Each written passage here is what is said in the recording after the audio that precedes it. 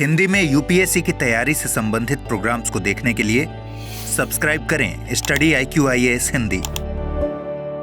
दोस्तों, जैसा कि आप लोग जानते हैं कि मिडिल ईस्ट टेंशन से गुजर रहा है।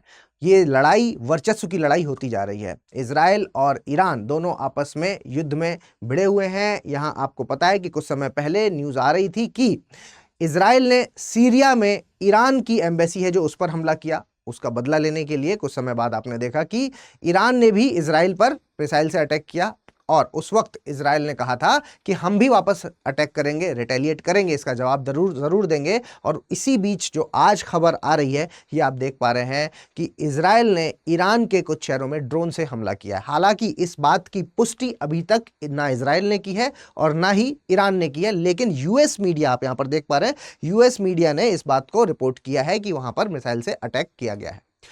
इनका एयर डिफेंस सिस्टम यानी कि ईरान का जो एयर डिफेंस सिस्टम है उसको एक्टिव किया है। तो फटाफट हम एक बार न्यूज़ को पहले समझ लेते हैं कि देखिए ये अभी की हाल ही थोड़ी ही देर पहले की जो खबर है वो मैं आपके सामने यहाँ पर लेकर के आया हूँ। और आप इसमें देख पा रहे हैं कि यूएस ब्रॉडकास्टर ABC न्यूज़, इन्होंने कहा है कि Israel had launched a missile attack against a site in Iran. Iran की एक साइट पर उन्होंने हमला किया। कौन सी जगह की बात हो रही है? तो यहाँ पर आप ये और कई सारी जो फ्लाइट्स वगैरह हैं इसकी वजह से रद्द की गई हैं। तो एक आसार लगाए जा रहे हैं कि हाँ ये बात सही है। ये इवन आप देखिए यहाँ पर ये है इश्फजान शहर है, इश्फजान शहर है जहां पर सुबह 4 बजे 3 उड़ते हुए कुछ ऑब्जेक्ट्स देखे गए हैं जिसको ये माना जा रहा है कि ड्रोन के माध्यम से इन्होंने हमला किया है। हालांकि इनका जो डिफेंस एयर डिफेंस सिस्टम है जिसकी वजह से कोई खास नुकसान वहां पर नहीं हुआ है, इसने इसको रोक लिया है। अब एयर डिफेंस सिस्टम, जैसे कि अभी कुछ समय पहले आपने देखा था कि जब ईरान ने इजराइल पर अटैक किया था तो 99% जो है उनका एयर डिफेंस सिस्टम, जो आयरन डोम सिस्टम है,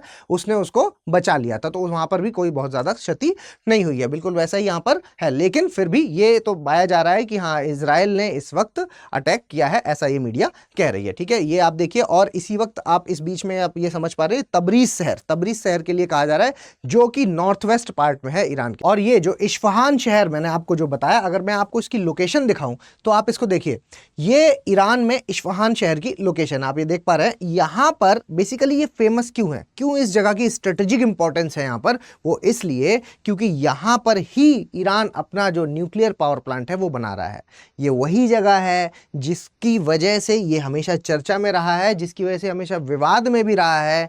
यूएस जिसने इसको सपोर्ट नहीं किया इसमें, इसका कारण ये भी है क्योंकि ये बात कही जाती है कि ईरान इस जगह पे न्यूक्लियर बॉम्ब बना रहा है, जबकि ईरान का कहना है नहीं, ये एक न्यूक्लियर पावर प्लांट है जो कि हम एनर्जी के लिए, ऊर्जा के लिए इस्तेमाल कर रहे हैं। तो इसलिए भी इसकी इंपॉर्टेंस है। यहाँ पर इनका एयरपोर्ट भी है, यहाँ पे देख पा रहे हैं। Isfahan is host to several important sites including the military research and development station. यहाँ पर military research and development sites भी हैं और इनका बेस भी है। इस वजह से ही इस जगह को टारगेट किया गया है और इस वजह से ही यहाँ पर ही जो है वो हमला हुआ है, जो ड्रोन के माध्यम से अभी हुआ है। चलिए मैं आपको एक बार मैप में ये चीजें समझा देता हूं। देखिए ये आप देख लीजिए, हम ये है ईरान, ये है इजराइल, ये है सीरिया और ये है इराक, है ना। अब आप थोड़ा सा गौर कीजिएगा क्योंकि एज ए यूपीएससी एस्पिरेंट जो इस वक्त चल रहा है मिडिल ईस्ट में, जो चल रहा है उसको सबसे अच्छा मैप के आधार से ही समझा जा सकता है। तो पहले आप इसको देखिए, ये ईरान है, ये इजराइल है, तो इतनी दूरी है इनकी। और आपको जैसा कि पता है कि ईरान और इजराइल अभी तक, मतलब ऐसा नहीं है कि ये इनडायरेक्ट लड़ाई में नहीं रहे हैं, इनडायरेक्टली ये हमेशा से जुड़े रहे हैं। लेकिन हमेशा से का मतलब 1979 के बाद से अक्सर ये देखा गया है कि ईरान और इजराइल है जो वो हमेशा अगेंस्ट में रहे हैं, लेकिन डायरेक्ट लड़ाई में अभी तक शामिल नहीं हुए थे। ईरान जो भी यहां पर करवा रहा था वो सब अपनी प्रॉक्सीज के थ्रू करवा रहा था। प्रॉक्सीज से मेरा कहने का मतलब है हिजबुल्ला हो गया, हमास हो गया, हुतीज हो गया, ये सब कुछ ऐसी प्रॉक्सीज। अभी हम इस पॉइंट पर भी आएंगे, फिलहाल अभी पहले आप मैप को समझ लीजिए। देखिए ये ईरान है, ये इजराइल है। अब इस यहां पर ये सीरिया है। कुछ समय पहले हुआ क्या था, हुआ ये कि इजराइल ने सीरिया में जो ईरान का जो एम्बेसी है, ठीक है, वहां पर इन्होंने अटैक किया। अब आपको पता है कि ईरान की एम्बेसी में अटैक किया, इसका मतलब है कि ईरान की टेरिटरी पर इन्होंने अटैक किया और वहां पर इनके जो मिलिट्री जनरल थे उनकी मौत भी हुई, है ना। ये माना जा रहा था कि ईरान यहां से सक्रिय कर रहा है क्योंकि इन दोनों की दूरी कम है, तो यहां से अटैक किया हो सकता है इजराइल पर, तो इसलिए इजराइल ने ऐसा किया। ठीक है, अब जब यहाँ पर इनके मिलिट्री जनरल की डेथ हो गई और भी कई सारे लोग उसमें मारे गए, तो ये ईरान ने कहा कि हम इसका बदला लेंगे। देखिए, जब आप भारत के पॉइंट ऑफ व्यू से भी सोचिए, अगर भारत में कोई अटैक करता है तो उस वक्त उसका जवाब देना एक मजबूरी भी होती है और इंपॉर्टेंट भी है। रीजन कि आपकी आवाम या आपकी जो जनता है वो भी आप पर भरोसा तभी करेगी ना, जब अगर किसी ने आप पर अटैक किया और आपने कुछ भी नहीं किया तो ये भी अपने आप में गलत। तो इसके तहत ईरान ने भी यहाँ पर हमला किया। हालांकि उस हमले का बहुत ज़्यादा असर कुछ हुआ नहीं। 99% है जो इनका एयर डिफेंस सिस्टम, काफ़ी ज़्यादा मजबूत, काफ़ी ज़्यादा टेक्नोलॉजी से रिच देश है इजराइल, तो उन्होंने उसको रोक लिया। और फिर उस वक्त ईरान की तरफ से ये स्टेटमेंट भी आया था कि देखो, हमें अपना बदला लेना था जैसा हमने कहा था और हमने ले लिया है। अब आप इसको वापस, अगर वापस से जवाबी कार्रवाई होती है तो फिर मामला और ज़्यादा उठ सकता है। लेकिन इजराइल ने कहा था कि हम इस बात का जवाब देंगे। और इस वक्त आप ये देख पा रहे हैं, जो खबरें आ रही हैं वो यही है कि इन्होंने जो ड्रोन्स के माध्यम से यहाँ पर हमला किया, तो ये जो नॉर्थ वेस्ट एरिया है, ये वाला, इस जगह पर इस्फजान और तबरीज करके जो शहर है, इस जगह पर क्या है, इनका एयर डिफेंस सिस्टम को एक्टिव कर दिया गया है और इस्फजान करके है उस जगह पर ये अटैक किया गया है, ऐसा यूएस मीडिया कह रही है। ठीक है, इसी बीच जैसा मैंने आपको बताया, ये देख लीजिए आप, यहाँ पर है, ये आप देख पा रहे हैं, ये है वो जगह जो सीरिया में है और सीरिया में इनकी एम्बेसी है जिस पर ये अटैक किया गया था। और इस अटैक के बाद ही था जब इन्होंने कहा था कि हम रिटेलिएट करेंगे। और इस जवाब में इजराइल ने भी कहा था कि अगर ऐसा हुआ तो हम इन पर ई बॉम्ब से हमला करेंगे। ये हम वीडियोस पहले कर चुके हैं, अगर आप में से किसी ने वीडियोस नहीं देखे तो प्लेलिस्ट में जाकर के देख सकते हैं, है ना। करंट अफेयर्स बाय ओम द्विवेदी आप प्लेलिस्ट मिल जाएगी, उसमें आप देख सकते हैं, सारी सिक्वेंशली हमने इस खबर को कवर किया है।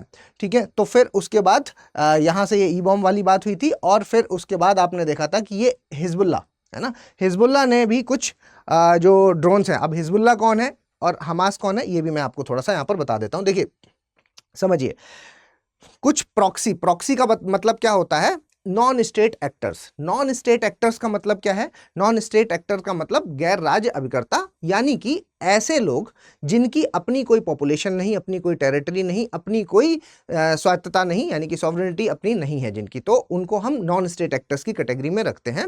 आप इनडायरेक्टली कह सकते हैं कि ये जो टेररिस्ट ग्रुप्स हैं इनको हम नॉन स्टेट एक्टर्स की कैटेगरी में रखते हैं। ठीक है, इनको अगर हम हिजबुल्ला की बात करें जो कि लेबनान में एक्टिव है, मैं आपको इसमें दिखा देता हूं, ये है लेबनान शहर, ये इजराइल, ये लेबनान, इसी को हमने थोड़ा सा जूम किया है बस। ठीक है, ये सीरिया, ये लेबनान है, यहां पर हिजबुल्ला एक्टिव है। हिजबुल्ला यहां पर एक्टिव है, इसको किसका समर्थन है, इसको समर्थन है ईरान का। ईरान कौन है, शिया देश है। हिजबुल्ला जो है वो ये भी शिया देश है। ठीक है, तो यहाँ पर जो शिया जो मुस्लिम्स हैं उनको ईरान का समर्थन है। वैसे ही यहाँ पर जो लड़ाई चल रही है वो किसकी चल रही है, वो लड़ाई चल रही है गाजा, मतलब फिलिस्तीन और इजराइल की लड़ाई चल रही है। जो फिलिस्तीन के समर्थन, जो फिलिस्तीन की डिमांड करते हैं वो लोग कौन है, वो गाजा में एक्टिव है। और मेनली अगर इसमें आप देखेंगे तो हमास ग्रुप एक्टिव है। तो जो हमास ग्रुप है वो, उसको किसका समर्थन है, उसको भी ईरान का समर्थन है। ठीक है, तो ये जो शुरुआत हुई है, ये शुरुआत आज की नहीं, ये शुरुआत 7 अक्टूबर का, अगर आपको याद हो, अभी पिछली साल 7 अक्टूबर को, लगभग 6 महीने से ऊपर हो गया इस बात को, और 7 अक्टूबर को पहली बार इन्होंने इजराइल पर अटैक किया था, जिसके जवाब में इजराइल ने यह कहा था कि भाई गाजा को हम पूरी तरीके से खत्म कर देंगे।